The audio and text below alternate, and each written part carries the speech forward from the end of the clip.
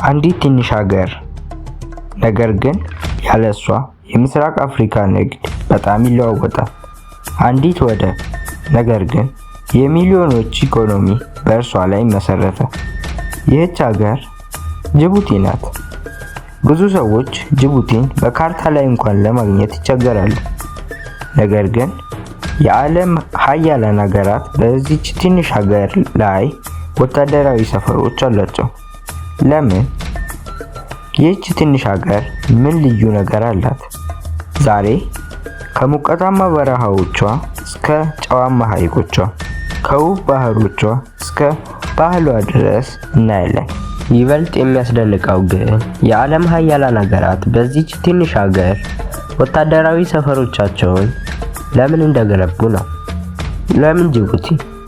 ለምን ይህች ትንሽ ሀገር የዓለም ትኩረትን ትስባለች? እነዚህን ሁሉ በዚህ ቪዲዮ እንመለከታለን። ጅቡቲ በአፍሪካ ቀንድ የምትገኝ ሀገር ናት። ከኢትዮጵያ፣ ከኤርትራ እና ከሶማሊያ ጋር ድንበር ትጋራለች። በምስራቋ ደግሞ ቀይ ባህር እና ኤደን ባህረ ሰላጤን ትዳስሳለች። በዚህ ቦታ መገኘቷ ነው የሀገሪቱን ታሪክ የቀየረው። በዓለም ላይ በጣም አስፈላጊ ከሆኑት የባህር መስመሮች አንዱ በጅቡቲ አጠገብ ያልፋል። ስለዚህ በየቀኑ በቢሊዮን ዶላሮች የሚቆጠር ንግድ በዚህ መስመር ይንቀሳቀሳል። ይህ ደግሞ ጅቡቲን ከመጠኗ በላይ አስፈላጊ ሀገር አድርጓታል። ነገር ግን የጅቡቲ ታሪክ በወደቧ ብቻ አይጀምርም። ለብዙ ሺህ ዓመታት የአፋርና የኢሳ ሶማሌ ማህበረሰቦች በዚህ ምድር ኖረዋል። የግመል ንግድ፣ የጨው ንግድ እና በባህር ንግድ የሚታወቁ ህዝቦች ነበሩ። ከዚያም የአረብ ነጋዴዎች መጡ። እስልምናም ወደዚህ አካባቢ በፍጥነት ተስፋፋ። ከዘመናት በኋላ ፈረንሳይ በዚህ አካባቢ ቅኝ ግዛት መሰረተች እና ለብዙ ዓመታት ጅቡቲ በፈረንሳይ አስተዳደር ስር ቆየች። በ1977 ግን ነፃነቷን አገኘች። ይህ የአዲስ ጉዞ መጀመሪያ ነበር።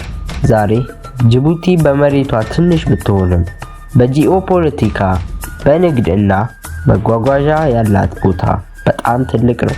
ስለ ሀያላን ሀገራት የጦር ሰፈር ካየን፣ አሁን ደግሞ ስለ ጅቡቲ ትንሽ ነገር እንወቅ። ጅቡቲ በአፍሪካ ቀንድ ክልል ውስጥ በቀይ ባህር ዳርቻ የምትገኝ አንዲት ትንሽ ሀገር ናት። ዋና ከተማዋ ጅቡቲ ሲቲ ትባላለች።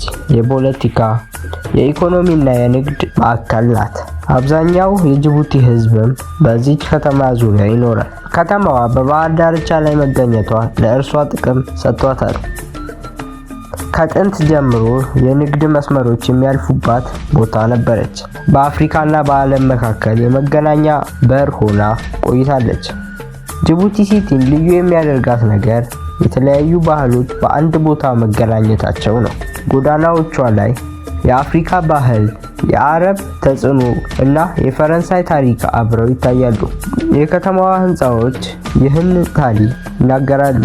አንዳንድ የቆዩ ህንፃዎች የቅኝ ግዛት ዘመንን ያስታውሳሉ፣ ሌሎች ደግሞ የዘመናዊ የጅቡቲን እድገት ያሳያሉ።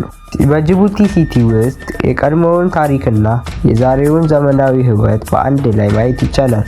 በአንድ ጎዳና የቆዩ የታሪክ ህንፃዎች ሲታዩ፣ በሌላ ጎን ደግሞ ዘመናዊ ሆቴሎች፣ ቢሮዎች እና የንግድ ማዕከላት ይገኛሉ።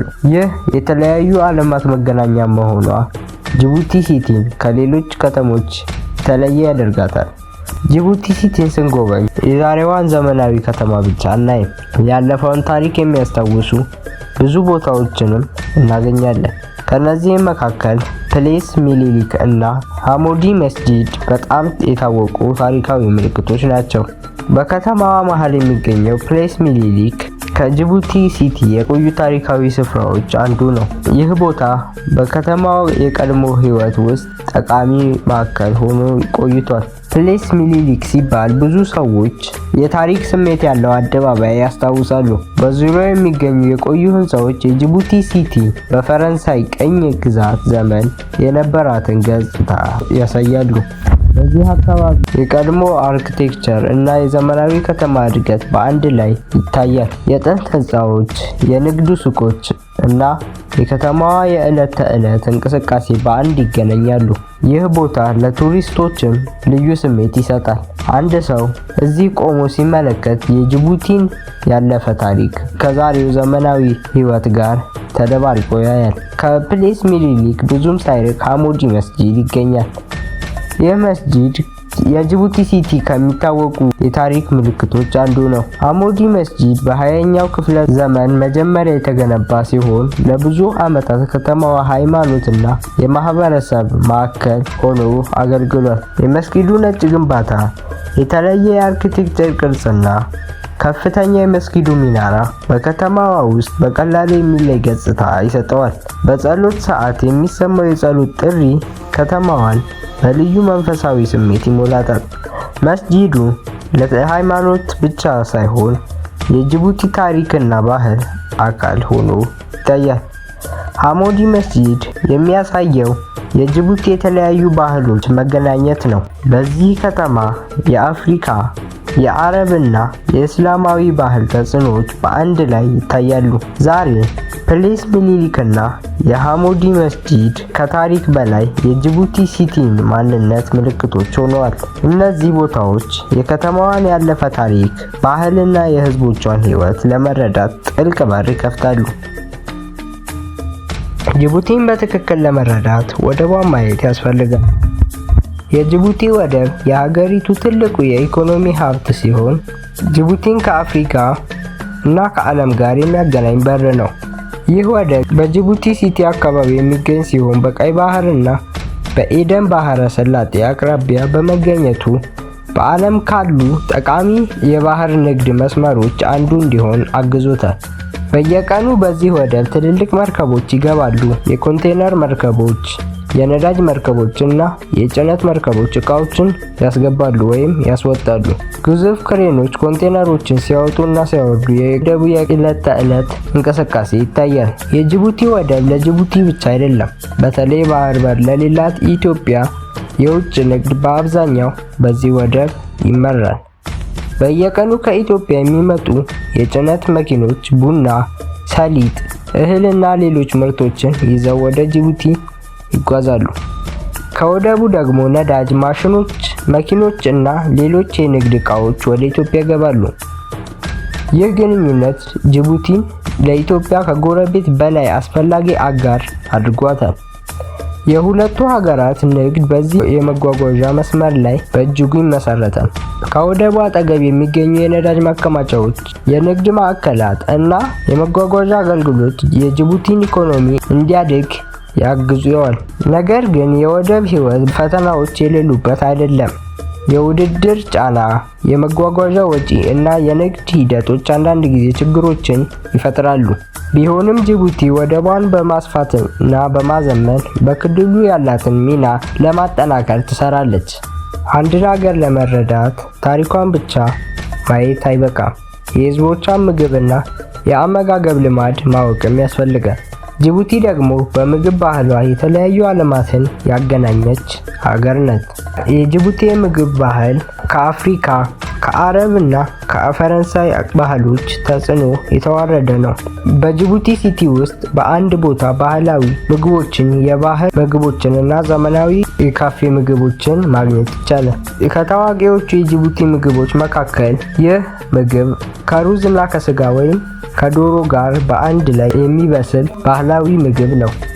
ሽታውና ጣዕሙ በጅቡቲ ቤተሰቦች ዘንድ ልዩ ቦታ አለው።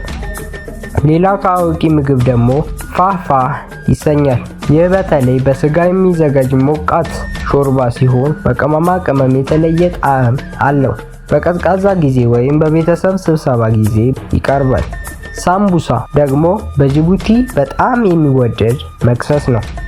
በስጋ፣ በአትክልት ወይም በሌሎች ቅመማ ቅመሞች ተሞልቶ ሊጠበስ የሚችል ሲሆን በካፌዎች ይገኛል። ጅቡቲ በቀይ ባህር አጠገብ ስለምትገኝ የባህር ምግቦችም በጣም ታዋቂ ናቸው። ትኩስ አሳ፣ ሽሪምፕ እና ሌሎች የባህር ምግቦች በብዙ ሬስቶራንቶች ይቀርባሉ። በጅቡቲ ሲቲ ካፌዎች የምግብ ቦታዎች ብቻ አይደሉም፣ እነሱ የሰዎች መገናኛ ቦታዎች ናቸው። ጠዋት ሰዎች ሻይ ወይም ቡና እየጠጡ ይወያያሉ። ነጋዴዎች ስለ ስራቸው ይወያያሉ፣ ጓደኛማቾችም ጊዜ ያሳልፋሉ። በዚህ ቪዲዮ ስለ ጅቡቲና ወደቧ በአጭር መልኩ ለማየት ሞክረናል። ሀሳብ አስተያየቶን ኮሜንት ላይ ቢጽፉልን እናነበዋለን። ሰብስክራይብ ካደረጉ በኋላ የደውል ምልክቷን በመጫን አዲስ ቪዲዮ ስንለቅ ኖቲፊኬሽን እንዲደርሶት ማድረግ ይችላሉ። እንግዲህ ይህ ቪዲዮ የዚህ ቻናል ሁለተኛ ቪዲዮ ነው። የመጀመሪያውንም ቪዲዮ አስቀምጠንላችኋል፣ ብታዩልን ቻናላችንን ለማሳደግ ያግዘናል። በቀጣይ ቪዲዮ እስከምንገናኝ ቸር ቆዩልን።